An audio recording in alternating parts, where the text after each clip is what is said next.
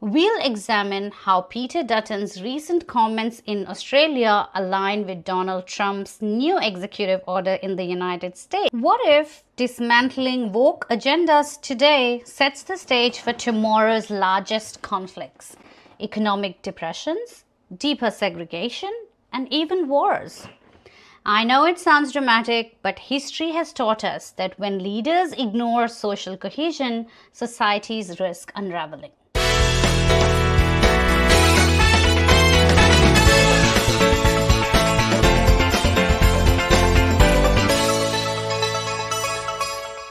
Welcome to Reality Check in 2025, the show where we cut through the noise to confront the truths shaping our world. I'm your friend, Dr. Hina Sinha Chung, and in this episode, we are taking a hard look at the global surge to the political right and the rollback of DEI policies. We'll examine how Peter Dutton's recent comments in Australia align with Donald Trump's new executive order in the United States, Mark Zuckerberg's cutbacks at Meta, and the stark warnings from an HSBC leader about where all this might lead if we don't heed the lessons of the past.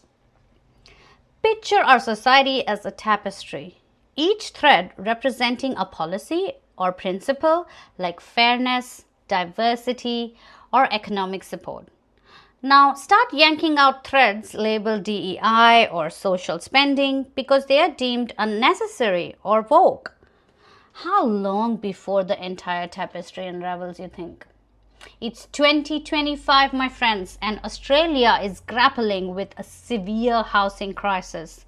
Single mothers, many fleeing domestic violence, are finding it nearly impossible to secure a safe, affordable place to live.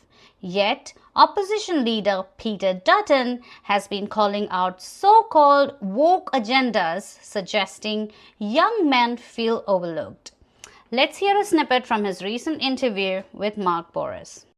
When they look at young males who are moving, I think a lot of young males feel disenfranchised and feel ostracised, and they're saying, well, hang on, I have nothing but respect for women, and I would never treat my female friends differently than my male friends, but I'm being told that I'm some sort of ogre or I have some belief structure which is contrary to that which I know is what I hold in my heart. And there's, I think, just a point where people are fed up and they're pushing back and saying, well, why am I being overlooked at work for a job, I think a lot of young males feel disenfranchised, they're overlooked. It's a point where people are fed up. While men certainly face economic challenges, but this rhetoric implies that women are taking men's jobs or that DEI is the culprit. But is that the real story? Or is it a convenient distraction from bigger, deeper issues like housing shortages, wage stagnation, and the threat of global economic instability?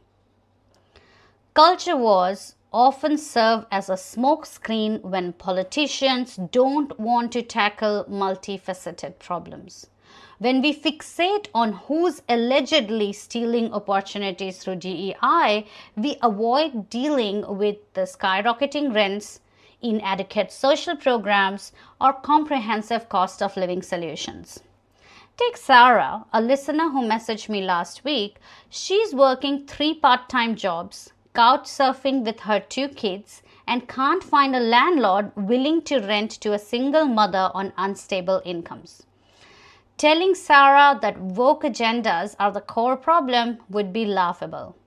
Her life's urgency has nothing to do with woke and everything to do with the system failing to protect her. This local dynamic mirrors a global trend. A high-profile HSBC leader recently cautioned that the worldwide swing to the right, politically and economically, could ignite deeper tensions if left unchecked. Here's the warning in a nutshell: protectionist economic policies. Countries that pivot hard to the right often slash social spending, favoring pure markets and quick fixes. Declining DEI commitments. In these environments, diversity and inclusion are seen as luxuries rather than foundations for a stable workforce. Risk of conflict and war. History reveals that economic despair, coupled with scapegoating, can spark serious conflicts. Ignoring the social fabric when times are tough can push nations into unrest. Could we be repeating our past mistakes? Think about pre-World War II conditions. Mounting economic stress, widespread blame on marginalized groups, and leaders who downplayed the need for unity. The HSBC leaders' warning is clear. Fail to learn from history and we may find ourselves on a dangerous path once again. Now let's talk specifics.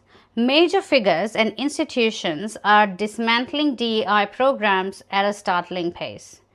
So according to recent reports, Meta terminated major DEI initiatives related to hiring, training, and supplier diversity. Critics worry that if a tech giant like Meta downplays diversity, it signals to others that inclusion isn't a priority. Back in office, President Trump has removed DEI mandates within federal agencies, labeling them unnecessary red tape and officially recognizing only 2 genders. Now, proponents call it a return to merit-based employment. However, according to me and some other opponents, they argue that this exacerbates discrimination. Peter Dutton's statements about disenfranchised men fit neatly into this broader rollback narrative. The fear is that blaming woke agendas for economic stress can embolden voices that trivialize or outright ignore women's struggles, particularly in housing, wage gaps, and safety. Here's the ethical heart of it. If influential leaders, whether politicians or CEOs, treat DEI as expendable, they may legitimize deeper prejudices. Discrimination thrives when powerful voices provide cover or indifference. And from an economic standpoint, we know that diverse teams often drive innovation and resilience.